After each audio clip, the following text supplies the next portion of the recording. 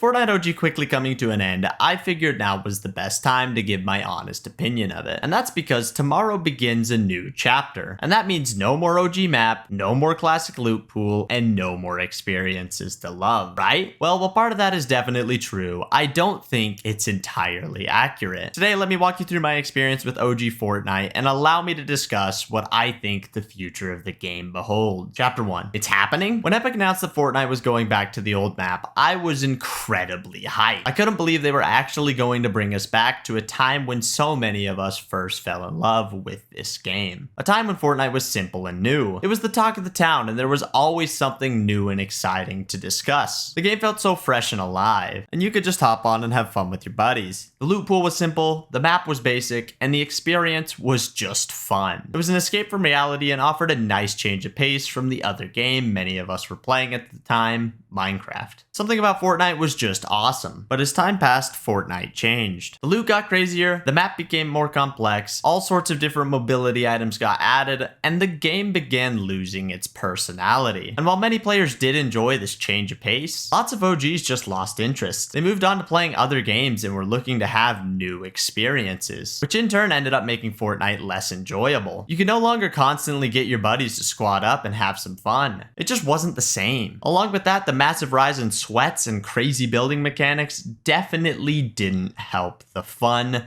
casual, and laid-back experience that many players of older seasons had enjoyed. You felt like you constantly needed to try hard or you could never have any fun. It was just a complicated situation. And that's part of the reason why Epic Games making such a massive announcement was a huge deal for so many players. It was an opportunity to go back to a simpler time and have some fun. And with the addition of zero build, bots, and all sorts of other changes, there wasn't going to be a massive need to be insanely good. You could just play casually and goof around with your friends. Or at least that's what people were hoping. So did that actually happen? Let's find out. Chapter 2. Fortnite OG is here. When this season started, players came flooding back. I saw all sorts of people in game that I hadn't seen in years, and the hype was truly paying off. Lobbies were full of all sorts of different people, and getting a group together was easier than ever before. The old loot felt awesome again, and the memories we had made on this simple map came flooding back. It was a time full of nostalgia, and the game felt super fun once again. And while occasionally you would run into some crazy skilled players, for the most part, lobbies felt pretty good. You actually felt like you stood a chance at getting a win, and when that did happen,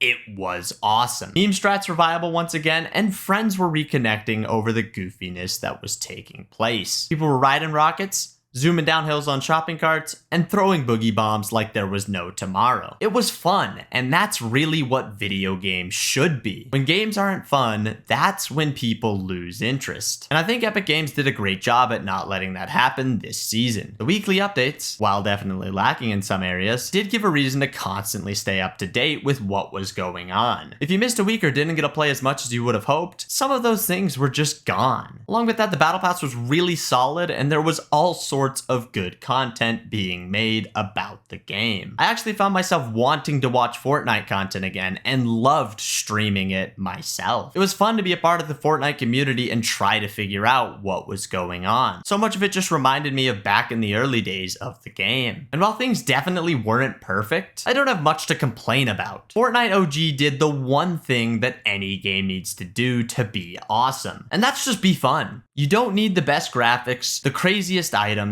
or the coolest map in the world. You just need to create something that people enjoy and want to talk about. Good games allow for people to make good memories. And that brings me to the final thing I want to talk about in this video: the future of Fortnite. After watching the trailer for the new chapter and participating in the live event today, I am very hopeful for the future of Fortnite. The new modes seem like they're going to be a big hit, and the locations shown so far in the trailer look stunning. I'm a big fan of the Battle Pass, and I cannot wait to mess around with all the new weapons and their attachments. In all seriousness, I think I'm more excited to play next season than I was at the beginning of this season. Something about all the hype that has been generated really makes me excited to play more Fortnite. And don't get me wrong, I definitely am going to miss the OG map like many of us are. But that's not the only way to make Fortnite fun. I think the big takeaway from Fortnite OG is a good loot pool and a nice map goes a long way. And let's be honest, my favorite part about Fortnite is just spending time with others and goofing around. I really hope that lots of players will end up sticking around and at least give the new chapter a shot. Fortnite is still a wonderful game, and nostalgia doesn't need to carry it forever.